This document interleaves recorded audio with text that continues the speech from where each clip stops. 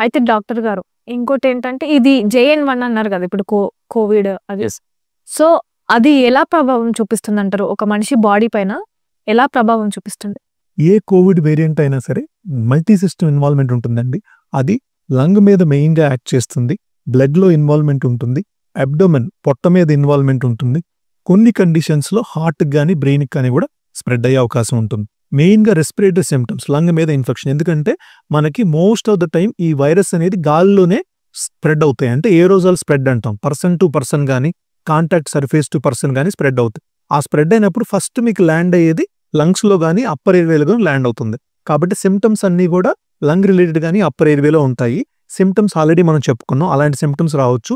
అబ్డోమెన్‌లో గనక అయితే మోషన్స్ కానీ, వామిటింగ్స్ కానీ వచ్చే అవకాశం ఉంటుందండి. సో, ఇప్పుడు మనకి హైదరాబాద్‌లో పూర్ ఎయిర్ క్వాలిటీ అంటే కాలుష్యం ఎక్కువగా పెరుగుతుంది. సో, ఇప్పుడు ఇదే సిట్యుయేషన్‌లో జేఎన్-1 కోవిడ్ గూడా వచ్చింది.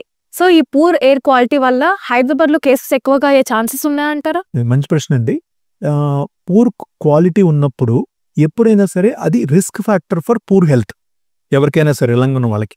సో, ఇది డైరెక్ట్‌గా జేఎన్-1 స్ప్రెడ్‌కి హెల్ప్ చేయకపోయినా ఆల్రెడీ పూర్ హెల్త్ క్వాలిటీ ఉంది కాబట్టి దానివల్ల మనం ఇంజెస్ట్ చేసుకున్నప్పుడు ఎంతో కొంత మనకి లంగ్స్ వీక్ అవుతాయి. దాని మీద ఇన్ఫెక్షన్ వచ్చే ఛాన్స్ అనేది ఎక్కువ ఉంది అని మనం చెప్పుకోవచ్చు. అంతేగాని డైరెక్ట్‌గా ఎయిర్ పొల్యూషన్ ఉండటం వల్ల మన కోవిడ్ జేఎన్-1 వేరియంట్ అనేది స్ప్రెడ్ ఎక్కువగా ఉంటుందని మాత్రం చెప్పలేం. ఓకే.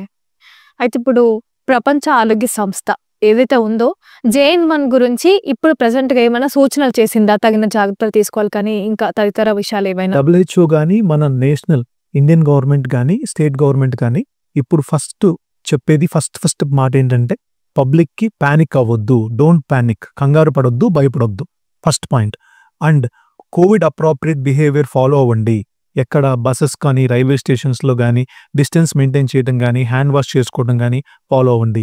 వీలైనంత వరకు గ్యాదరింగ్స్ కానీ, ఫంక్షన్స్ కానీ అటెండ్ అవ్వకుండా అవాయిడ్ చేస్తూ ఉండండి.